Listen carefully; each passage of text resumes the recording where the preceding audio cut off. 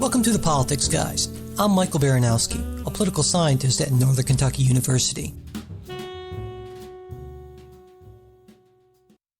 With me today is my co-host, attorney and sometime Republican strategist, Jay Carson.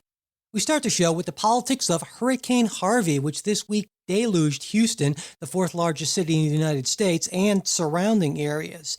There are at least 46 deaths related to the storm at this point, and there's been massive displacement of people and property damage. Estimates of total economic costs of the storm are really all over the map.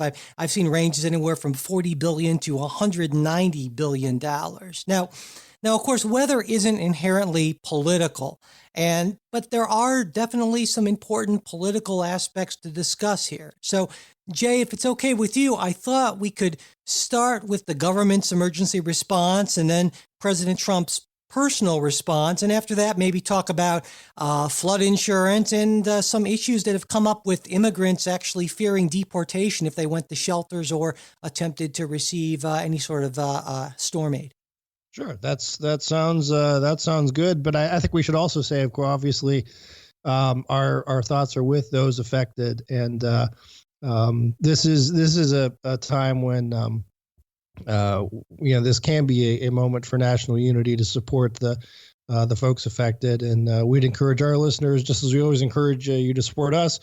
Maybe this week, go support the Red Cross or other organizations offering relief and help to those affected in the Houston area.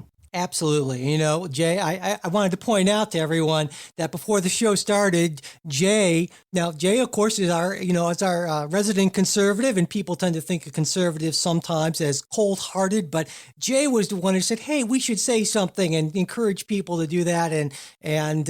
So it shows that Jay is actually a compassionate conservative, and there are lots of them out there. But, okay, so let's start with the government's response. What's your sense of what's your take on how things have gone? Certainly, they've gone a lot better than they went after Katrina, for instance. Yeah, I would say, and this seems to be the response across the board, left and right, is that things are being managed and as well as can be. I mean, in any disaster type situation, things aren't going to run perfectly or smoothly because that's why they call it a disaster.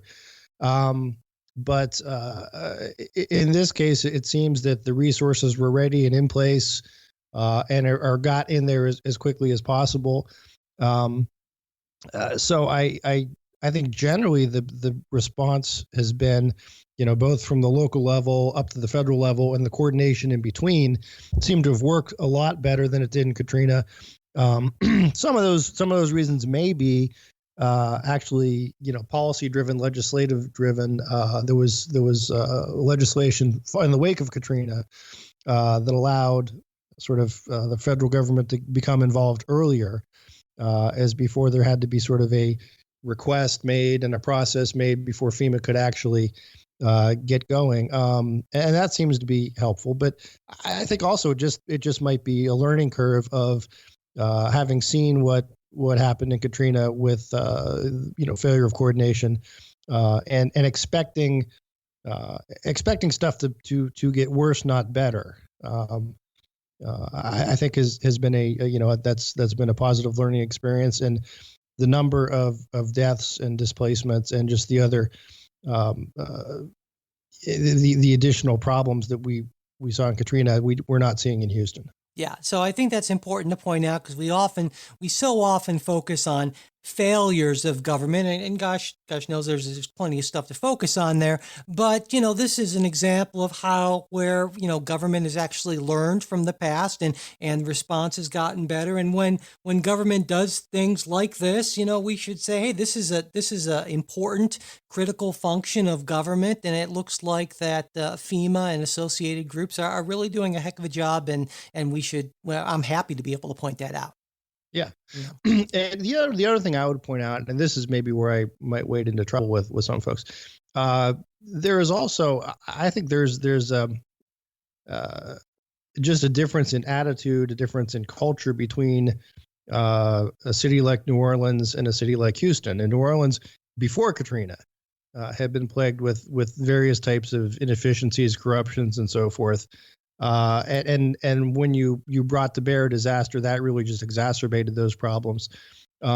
Houston, I think, had been sort of a well-oiled machine beforehand, and is in a better position to deal with these things quickly. And that's something that's, I guess, tough to quantify. No, I think it's a fair point. But I think there's something there. Yeah, as a general rule, a good non-corrupt government is helpful across the board, of course, but especially in disasters. So yeah, absolutely. I don't think that should be controversial. But before we get to President Trump's personal response, we want to thank our first sponsor today, Dollar Shave Club, the smarter choice. Get a great shave at a great price, delivered conveniently right to your door with Dollar Shave Club. Now, Jay, you know Richard Nixon, right? You know of Richard Nixon. Of course, I heard of him. I remember personally. Him. Yeah. Well, okay. Now there's a connection here. Now I'm sure you know Richard Nixon was one of those guys with pretty serious 5 o'clock shadow, and it had kind of the effect of making him look, slightly disreputable, right? And I'm sure you also know that Richard Nixon nearly won the 1960 presidential election against John F. Kennedy. And in fact, to this day, some conservatives say he did win it, and that Kennedy was only elected through the graveyards of Cook County. Exactly. It's Chicago. They're the Democratic machine. Now, and so in putting together a show today, I was thinking, I wonder, maybe if Richard Nixon had Dollar Shave Club, he could have pulled out a squeaker in 1960 because, appearances actually can really make a difference at the margins for politicians in elections. And there's actually been real political science, social science research done that demonstrates this. And so that got me thinking about, various counterfactuals. Let's say Nixon wins in 1960. That probably means no Watergate, no post-Watergate liberal surge in Congress, no Carter presidency, which probably also likely means no Reagan revolution. And we're talking U.S. political history would be completely different, and all because Richard Nixon didn't have Dollar Shave Club. Right. So, I mean, wow. And you know what? Now, going back to the president, what I love about Dollar Shave Club is you get this great close shave at a great price. It's really convenient, right? You have those blades and that great shave butter delivered right to your door automatically. Don't have to worry about remembering to get refills and all that kind of stuff. And for a limited time, new members get their first month of the executive razor with the tube of their Dr. Carver's shave butter for only $5 with free shipping. And after that, your razors are just a few bucks a month. It's a $15 value for only $5. And in that first month's box, you get this nice weighty handle and a full cassette that has 4 cartridges and the tube of that shave butter. And after your first month, replacement cartridges ship automatically at the regular price, no hidden fees, no commitments, and you can cancel whenever you like, but I bet you're not going to want to. So you can only get this offer exclusively at dollarshaveclub.com/TPG. That's dollarshaveclub.com/TPG. Don't be like Richard Nixon. Get a good shave with Dollar Shave Club. Okay, moving on. I was wondering if you wondered how I would kind of pull together Richard Nixon. No, I figured it out. And then I just wanted the quick digression to let our listeners know that, when we first met, I recall you had a Richard Nixon tan, rested and ready T-shirt. That's right. That you used to wear pretty frequently. That's right. Absolutely. I remember that T-shirt with great fondness. Okay, so we were, to get back to the hurricane response, we were going to talk about President Trump's personal response to it. What's your take on that, Jay? How did he do? Because, of course, I should say that presidents are expected in these times to kind of unite the country and that sort of thing and be this sort of exercise this symbolic role, which is something that Donald Trump has, I think it's fair to say, struggled with, to say the least. And which should be sort of the easier part of the job. One would think. No, I think he's done well. I mean, he's making a second trip down there now, and there's also an idea of presidents ought not to be seen as too intrusive or just showing up for the photo op, and that's a little bit of a difficult balance because there's to a certain extent there's not much Donald Trump personally can do for the folks in Houston, but his visiting and visiting in person, I think, is a symbolic response. It is important symbolically. If you recall, a lot of the criticism leveled at George Bush was, he flew over the area in a helicopter, which on the one hand seemed to be a sensible thing to do, given the difficulty getting in and out and so forth and security concerns. But it turned out to be, politically dreadful for him, because it had that sort of disconnected. Oh, he's just looking at this from literally 500 feet and not actually there on the ground. So I think to the extent that Trump has visited already and he's going back, I think that's good. I think he's this will sound strange from Trump, but it's sort of enough of a light touch that he's not there all the time and showboating. It doesn't appear to be. That may come, but at this point, I'd say he's handled it well. Yeah, it wasn't a perfect response. I mean, he is, after all, Donald Trump, and he couldn't, resist just sort of instinctively commenting on the size of the crowd and that sort of thing that came out to see him, because in Donald Trump's mind, everything's at least a little bit about him, or if not entirely about him. But I agree with you. Donald Trump handled this, I think, fairly well. We should also point out that he pledged to donate $1 million, or at least Sarah Huckabee Sanders says that he pledged to donate $1 million to hurricane relief. And I was kind of curious what that meant. And in terms of percent of net worth, if you believe Forbes' account of his net worth and not Donald Trump's account of his net worth, which I think you say, I mean, it's like an average American donating slightly over $500, which is, it's right. Pretty, that is not insignificant. Exactly. So now, of course, we should also point out that Donald Trump has a history of saying he's going to donate things personally, and they come from the Trump Foundation. It's not actually his money. He also has a history of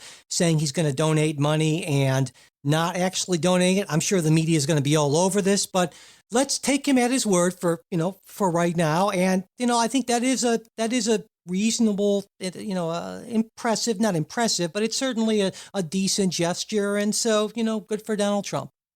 Yeah.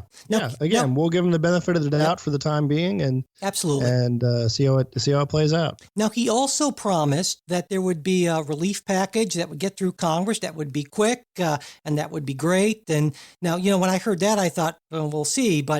And also, I thought it'll be interesting to see how the Texas delegation votes on this, because, of course, back in 2012, all but one of the 25 Republicans in the Texas congressional delegation voted against the relief package for Sandy. So we'll see how that changes, certainly. Well, I think in fairness, we should point out they did vote for a relief package. They voted against the final relief package, which included a lot of other stuff beyond Sandy. Well, we should also point out. I mean, I think that's a defensible vote. Well, we should also point out that a lot of the claims, I mean, especially claims from Ted Cruz in particular, about how much of the Sandy relief package was whatever you want to call it, fluff or not related spending, actually turned out to be false. And so, again, we'll see what happens. But I think with any package, people try to put things in that are not necessarily strictly related, but certainly. These sort of things become much more urgent when it's actually your state and your area. Yeah. And it's a lot easier to say when it's... I'm gonna push back just a little on the Cruz thing, because I think it is important to look at that package. The Hurricane Sandy package included a lot of things that weren't emergency relief of here's things we're going to fix right now. You can say, yes, they are tangentially related because we're going to make infrastructure repairs that things were probably going to be made anyway. Down the line, a couple years down the road, there was aid to Alaskan fisheries, which were not impacted by Hurricane Sandy, but had been designated a disaster area. So, well, it's kind of disaster, but again, there was a lot of this, and the temptation is real for any party of, hey, we're spending money, let's add this in. So I'm look, I get what you're saying. I wouldn't say that the Cruz thing is untrue, though. I think there's some room to debate on that. But you're right. I think by all estimates, regardless, whatever Congress is going to do, and I think they will definitely do something, it's likely going to be bigger than the Sandy aid package. Well, I think the reason people push back specifically on Cruz is he specifically said 2/3 of that bill had nothing to do with Sandy, and that's just simply, that is an untrue statement. That's a lie. And if you take a look at the Sandy package, now you could say that a percentage of that bill did not focus on immediate emergency relief directed right. to Sandy. But calling it pork that had nothing to do with it, that's a false statement. And we need to call out politicians on both sides when they make just simply untrue statements. So I guess that's why a lot of people are pushing back against Cruz and pointing out his hypocrisy now. And I think that's it's a fair thing to do. So now moving on, other thing I want to talk about in relation to this, and this maybe hasn't gotten quite as much coverage, but I think it's an important issue. Something people tend not to think about a whole lot: flood insurance. Now, as many listeners might know at this point, there is a national flood insurance program, and this was a government program that got started up in the late 1960s. And the reason it got started up is private insurers found that it was just too risky to insure for this kind of massive flood damage, and so they weren't able to either stop providing coverage, or the premiums were so high that they just became unaffordable. And so the federal government came in and created this program so people could actually afford flood insurance. And so that's how, now technically, if you are in one of these 100-year floodplains, which just basically means a 1 in 100 chance, so that the name is a little misleading, you are technically required to get this insurance, but it turns out no one actually checks on this, and there's no actual penalty for not getting it, except when you're flooded, then you don't have the insurance and so forth. So except then the government will come and bail you out anyway. Exactly. And so, what do you think about this plan? I mean, you're a little more libertarian leaning than I am, certainly. In part I say, well, maybe there's a good reason why people shouldn't build in these areas. And you can say, I think from a more libertarian standpoint, if people come in and they build in these areas and government perhaps encourages them, at least indirectly, to build in these areas. Essentially subsidizing the relief, or then providing relief if they don't apply for the subsidized insurance. Yeah, exactly. Yeah. And so, I mean, we're talking again, the damage here is, $40 to $190 billion. Now, not the bulk of that is not going to be coming from taxpayers or anything, but obviously this is billions of dollars. And certainly a libertarian analysis, I would think, would be, well, if government hadn't, if there weren't this implicit guarantee that we're going to bail you out in a sense, then there wouldn't be as much construction, as much building in these areas, and therefore the ultimate cost would be,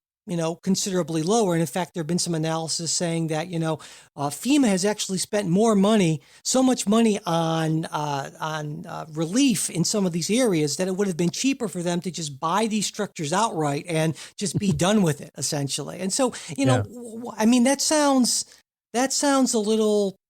That sounds like a really cold thing that I would say.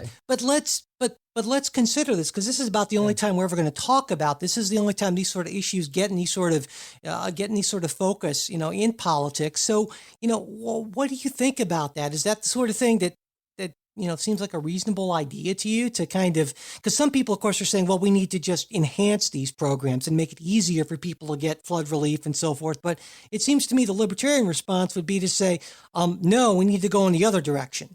Yeah, my sense would be, if it were up to me, and this would be the other problem is just the optics of this thing. When the issue comes up, it's always an absolute, almost impossible issue to make, or impossible argument to make, just because there is such a political necessity. You see people who have lost their homes, have lost everything, and then someone comes along saying, "Well, we ought not to bail them out." That's a very much an impossible political argument to make. Although again, I'll tell you, there's grumbling in places, and this was after Katrina, and maybe a little less so after Houston, but it hasn't been that long yet, of folks who don't live in flood, prone regions, saying, look, we're essentially subsidizing this, either through the flood insurance program or through a bailout, and it's these folks have choices and can build in costs to do that. My thought would be, I mean, maybe we start going to the insurance market and taking steps back from the flood insurance program, because at this point nobody offers flood insurance except the federal government, and I think the market might be better able to calculate the risks and rewards and so forth in providing insurance than they were back in the 60s.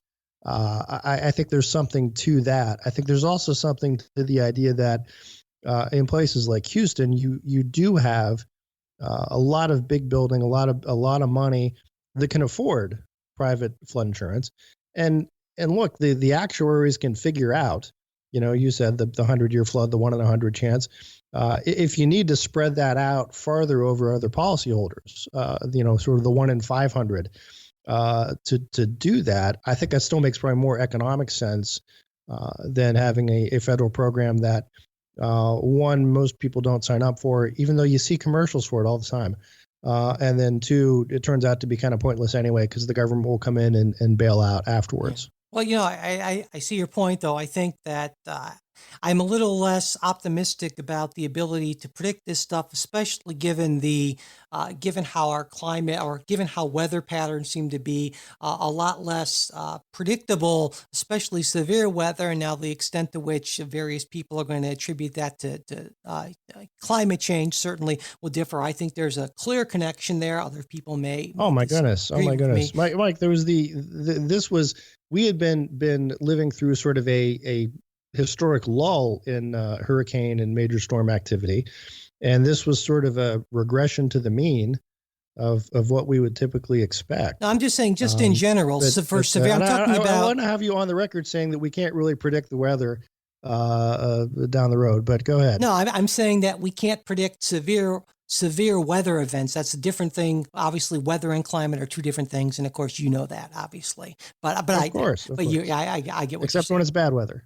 Yeah, right. Okay. So let's move on to our next story. But before we do that, we want to thank our second sponsor for today, Blue Apron. Blue Apron, of course, is the #1 fresh ingredient and recipe delivery service in the United States, and their mission is to make incredible home cooking accessible to everyone. And it even works for me, and I am certainly no one's idea of a cook.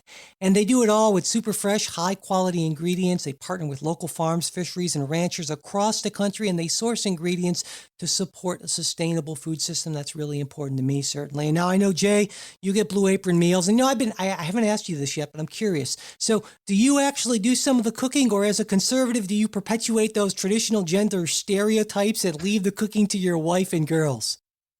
I actually do almost all the cooking. Wow. Okay. How about that? In my house? Yeah.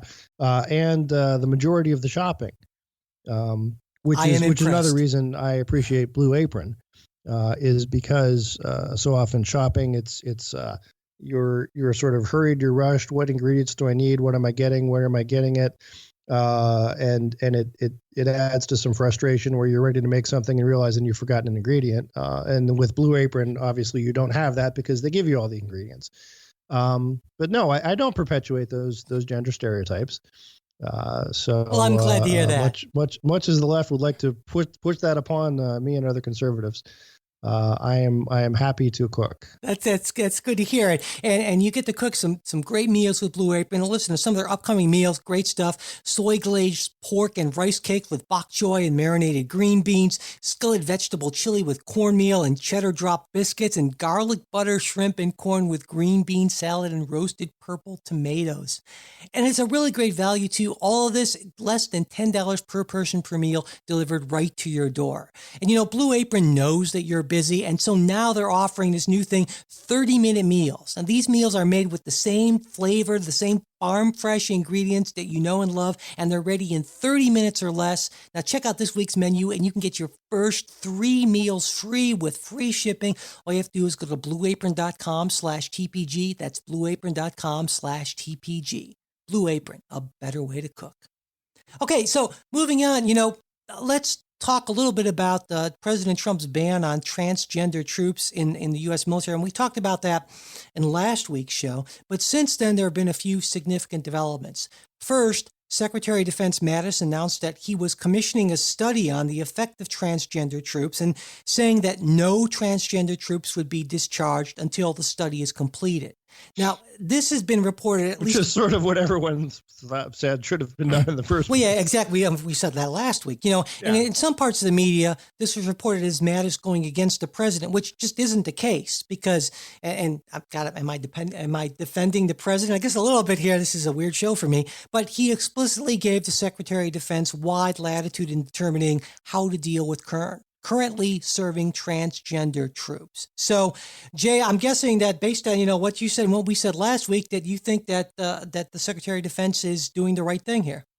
Oh, I think so. Yeah, again, as we've said before, these types of decisions, where it comes to things like military cohesiveness and unit cohesiveness, that sort of thing, I think politicians ought to defer to the military on those decisions. And it's sort of odd that, again, Trump wants to be very deferential to the military in so many areas, but yet sort of jumps the gun on this transgender piece, which again was on no one's radar and no one's wish list, at least not that I'm aware of. So I think Mattis is doing the right thing, and I think if things play out as I expect, there will be sort of it'll take a long time to get that report done.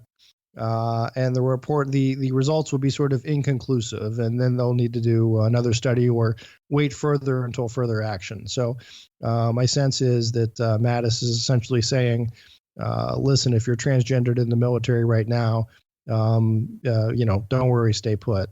Yeah, there are a couple of ways to look at this, and I know you've commented on the military is not a place to do social experiments, that sort of thing, and I take your point, but I also think the question I think is one of where do we put the burden of proof for something like that? Now, I would say that the default should be that anyone who meets the physical, mental, psychological requirements to serve in the military gets to serve unless there is clear evidence that their serving will degrade readiness. Now, a lot of folks that makes sense to me. Yeah, and so that way the default would be that you get to serve. We don't care if you're gay, if you're transgender, if you worship trees and rocks and have whatever.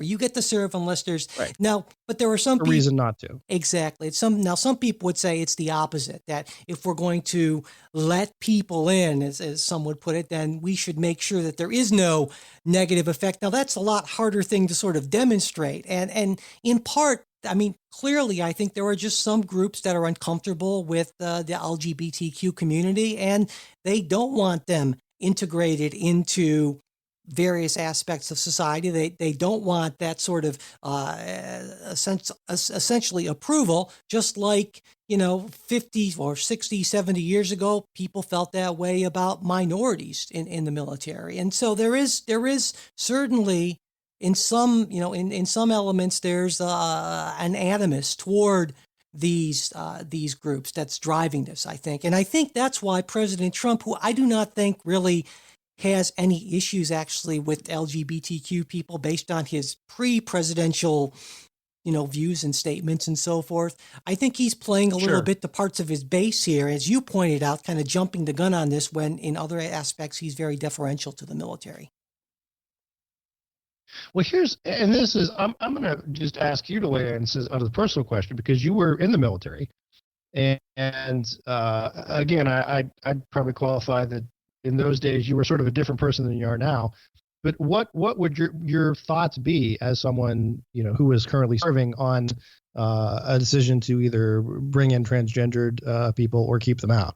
I wouldn't have a problem at all. I say if you can do your job, and that's perfectly fine. I don't care what you do with your free time or anything like that. I mean, it's not like the same rules in a uniform code of military justice apply to everyone. As long as you abide by those rules, what you do with your free time, your off duty time, I don't care what you do. I don't think it should matter even a little bit. So I am all in favor of transgender troops serving. So, there's what would okay. No, go ahead. No, go ahead. No, I was going to say, what do you think would be the sense of again, looking back, the people you served with, the attitude then versus now? Well, I don't know. It never really came up. Certainly, and there are definitely people in the military who are homophobic. There's no question. There's a lot of, at least back when I was serving, and I'm sure that's probably still true today, that there was a lot of language and so forth that pretty clearly was indicated that there was some discomfort with that sort of thing, slurs and that sort of thing. That you tend to hear. But again, I think that some people would say, well, see, that means that it makes people uncomfortable and then we shouldn't do it. I would say just the opposite. Like, for instance, I felt like one of the really valuable things to me for being in the military, I grew up in a kind of a typical white, lower middle class, American suburb in Cleveland. So I wasn't exposed to a lot of, minorities. And all of a sudden I go into the military and I get a lot of this exposure. And it really gave me, I didn't feel like I was, necessarily racist or anything before, but it gave me kind of a feeling of, I don't know, like, I think it was just really good for me to be exposed to people. But broaden your horizons. Exactly. Picture of the bigger world. And I thought that was incredibly valuable. And I think that, I think that was a great thing. And so I think the same thing holds true, whether it's, because there's been plenty of studies showing that people tend to have these sort of implicit biases they're not even aware of, they're unconscious and so forth. And I think exposure to people who look different, who have different views and so forth, I think that's a really valuable thing. And that's one of the things I love about the military is it does give people that exposure. And I think I think it can be a strength of our country. And so I really encourage that. So now, another development I wanted to mention is several lawsuits that have been filed against the administration for the ban, one by the ACLU and one another by Lambda Legal. And both lawsuits allege that the ban is a violation of the equal protection and due process clauses of the Constitution, and they are seeking to have the courts block the ban from going into force. So I wanted to ask you, Jay, because of course you are the attorney amongst us, what do you think about these claims and how would you expect this to play out? Well, in this case, I think the courts will probably take a look at, they'll probably apply the standard we've been talking about, that there ought to be sort of a presumptive right to do this unless the military, in this case, could make some sort of a rational argument to the contrary. Now, that's not to say that there isn't a rational argument to be made. But no one's really made it yet. And I think something the court would look to are things like this Mattis study and prior studies that have been done. Is there any evidence to suggest that allowing transgendered persons to serve in the military affects unit cohesion, readiness, preparedness, the ability of the military to do its job? This would typically be something that you would look at that highly deferential standpoint. Is there a rational relation between what's being proposed and the ends that are being sought? The ends being sought, presumably, to have a more efficient, better operating military. And I think that's going to be a tough case to make, even with that deferential standard. So we'll see how it plays out. But my sense is this is going to be given the record, and we don't have the full record yet. I think it's going to be tough for Trump to defend. Yeah, and I think, what makes it even tougher is that cases of this type are subject to heightened scrutiny, which means that the government needs to do more than just say, well, we think this is, having more than just a simple, rational, logical basis. It has to be really substantially related to an important government interest. And that's a bigger burden of proof to meet, and I don't really think that there's any significant evidence that they can meet that burden. So yeah, I tend to agree with you on that, certainly. So well, I think this would be an interesting question. This is a purely legal, really in the weeds about whether it's a heightened scrutiny or whether it's a rational basis on this. I don't know that you've got. If being transgendered is in of itself, entitles you a fundamental right, or if you have a fundamental right to serve in the military in a certain capacity, those are all questions that get sorted out. But either way, I think it's tough sledding for the Trump administration. And again, I'd go back to if the idea was this is what you really wanted to do, then what you should have done is build the case beforehand before you issue the order. Yeah, that's not really what this administration does. But yeah, I think you're right. So, okay, well, let's move on and talk a little bit about sanctuary cities. You know, we've talked about them in the past, and although those are those largely democratic enclaves that try to protect immigrants from what they see as unwarranted harassment and unfair treatment by the federal government. And this week, a federal judge and what others see as enforcement of federal law. Exactly. That's why I said is what they see as. So, but this week, a federal judge in San Antonio stopped the state of Texas from enforcing their new law regarding sanctuary cities in the state. Now, the Texas law states that local officials may not adopt, enforce, or endorse any policy limiting the enforcement of immigration bans. And the law also allows police to question the immigration status of anyone they detain or arrest, and it imposes fines, jail time, and potential removal of office from officials who don't comply. Now, the judge in this case, Orlando Garcia, wrote that the plaintiffs were likely to succeed when the case goes to trial, not at least on the grounds that the law, as he put it, clearly targets and seeks to punish speakers based on their viewpoint on local immigration enforcement policy.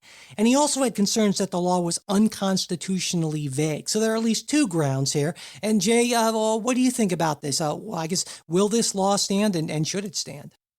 So I think this is sort of a political jump ball, or a judicial jump ball here is what the Court of Appeals does, and it may well. I guess we have to get through the actual trial first. So we'll see what evidence is produced then.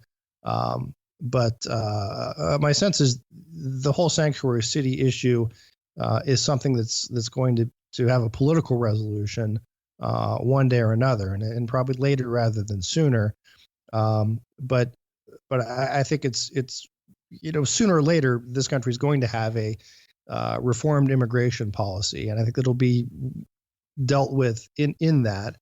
And there will be pressure on cities to either abide with that policy or not. So we'll see. I think again we'll let it play out in this court, and it's also going to play out in a number of other courts too, and likely get to the Supreme Court. But hopefully we have some immigration reform that really changes the landscape before we get there. Okay. Well, I think, at least in part, when focusing on this law, I think there's one thing that I disagree entirely that there's a jump ball on. Whenever a law prohibits one to adopt a certain viewpoint, that to me that's pretty clearly, obviously unconstitutional. So if the Texas law said that, that's adopting a viewpoint. So I mean, I think that's you're right. That's pretty clear on that end. The law clearly does that, and I think it was absolutely boneheaded as a strategic thing for the Texas law to do that. I understand why they might do it, but that's an easy call. Now, as to the other part, I think there is a good argument that it's unconstitutionally vague, because when you just say, well, you can't adopt or enforce, we'll put the endorse thing aside, adopt or enforce a policy that limits the enforcement of immigration laws, what does that mean exactly in practice? That is awfully vague. And, there's plenty of precedent for the courts overturning laws that are just even less vague than that. Right. So vague for voidness is a big thing. Although typically, that comes up it's more often applied in a criminal context, in that, hey, I can't really, avoid criminal context or avoid criminal prosecution because I'm not really sure what this law prohibits me from doing. But that's a great point. But in this case, local officials are threatened with fines, jail time, or removal from office if they don't comply. So that is that kind of context. And so if you're a local official, say, well, you have a legitimate, question here saying, well, what exactly violates this? And if I am subject to fines, jail time, or removal from office, I think that goes right into that sweet spot there. So I think this is an example of just a horribly crafted law. I get what Texas was trying to do, and I think you could perhaps make a legitimate conservative argument against what sanctuary cities are doing. But I think this is just a really, really awful law, just in terms of how it was drafted, essentially. I'd agree there, just because, look, if you're going to draft a law, you either want it to be something that will pass constitutional muster easily, or at least set up the argument that you want to have. Set up your argument on the best grounds. And I don't think this law sets up that argument on the best possible grounds. No, not at all. Not at all. All right. So it's time for what we're reading when we step back from the crazy pace of the news cycle and talk about, more in-depth, thoughtful things that we might be reading, listening to, or watching. So this week, I am recommending an interview that Sam Harris did on his Waking Up podcast with political scientist Charles Murray. And we've talked about Murray before on the show, especially in the context of, I think it's safe to call the disgraceful actions of protesters at Middlebury College, where he was prevented from speaking. And I know, Jay, that was something I think that you brought up pretty, shortly after that happened. A while ago, yeah. And I think this is really important, especially for my friends on the left to listen to, because Sam Harris is certainly a person of the left. He's very kind of strongly anti-Trump and definitely a liberal. And Harris said, he was very anti-Charles Murray, and he thought kind of where there's smoke, there's fire, and all these people that I like and trust say he's this awful person. But then he said, well, wait a second, maybe I should actually read what this guy wrote. And he actually picked up a copy of the Bell Curve and read it. And he said, wow, it turns out that Murray's work was taken way out of context by people who were essentially uncomfortable with what turned out to be pretty conservative conclusions, at least from a methodological standpoint, conservative. But these conclusions kind of pushed up against some truths that many people on the left weren't interested in having challenged or questioned. And so I think this is really important, because there are some reasons why I just have issues with Sam Harris, but putting that aside, I think his kind of militant atheism is sort of a dividing and not a uniting thing. But on this, I think it's a great example of seeing someone in public having the courage to say, I had these preconceived notions and I stopped and I challenged them. And then I actually read the work and I talked to the person, and wow, I have significantly changed my mind. And if more of us did that more of the time, I think we would all be a lot better off. And so I would encourage people to check that out. It's a great example of that. And again, it's Sam Harris and the Waking Up podcast and the interview with Charles Murray. And we'll have the link on the show notes. So, Jay. And I just want to say, to me, I am a big believer in always reading the original source. Whenever you get a story that says X, supposedly, has said this based on, when someone else is taking someone else's words, go to the original source. Because again, I've read the Bell Curve and some of his other works, and in many cases he really takes pains to say, that he's not making these broad conclusions. And that I think there's many places in the Bell Curve he said, to the extent there are differentials in IQ measurements between race, those are really insignificant scientifically. But as you said, it's so much of it was taken out of context and blown up. So, and again, if you read Murray's larger point, he's very much about we all need to come together and work together, and not to live in communities that are diverse, and that, one of his biggest concerns, especially his more recent works, is sort of the self-segregation, not necessarily racially, but more class-based of our country. Right. All right. So, Jay, do you have a selection for everyone this week? Oh man, I'll tell you, this was a tough week for me to pick one thing. Although I think Peggy Noonan, and I know you're not necessarily a fan of Peggy Noonan. Oh God, I hate Peggy Noonan. But anyway, she has a talent for rising to the level of this kind of thing, and she had a great piece in I believe Thursday's Wall Street Journal about our response to the flooding, and it's one of those. It's going to come across to many as sort of a Yay America cheerleading sort of thing, but sometimes we need that. And it's just it talks about the sort of everyday heroism of folks helping out their neighbors. And it doesn't matter of rich, poor, black, white, Latino, whatever, straight, gay. It's the sense of we are all Americans, and we will take care of one another as Americans and as neighbors. And I again, that message is probably a little corny, and But I think it's something we need to hear every now and again. And the terrible thing, for all the wreckage and the destruction and loss of life that these kind of disasters bring, it does also shine a light on something of our national character, of those people who step up and help each other out. Sure, absolutely. Absolutely. Good point. And we will have a link to that on the show notes as well. All right. Well, that does it for this episode. Thanks everyone for listening. We hope you like what you heard and that you will check out today's sponsors, Dollar Shave Club, where new members get their first month of the executive razor with the tube of that Dr. Carver shave butter for only $5 with free shipping. To get that, go to dollarshaveclub.com/TPG. And Blue Apron, check out this week's menu and get your first 3 meals free with free shipping by going to blueapron.com/TPG.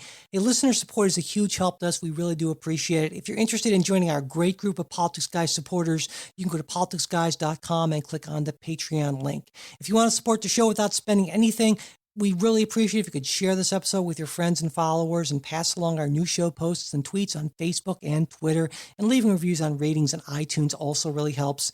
And if you want to get in touch with us with a question, comment, correction, or whatever, you can reach us at mail@politicsguys.com, our Facebook page where you can message us and where we post stuff throughout the week. There's been some really good conversations this week, I noticed in particular, facebook.com/politicsguys page. We're also on Twitter @politicsguys. The executive producers of the Politics Guys are Michael Baranowski, Jay Carson, Trey Orndorff, and Bruce Johnson. The show was produced by Michael Baranowski. We'll be back with a new show on Wednesday. We hope you'll join us.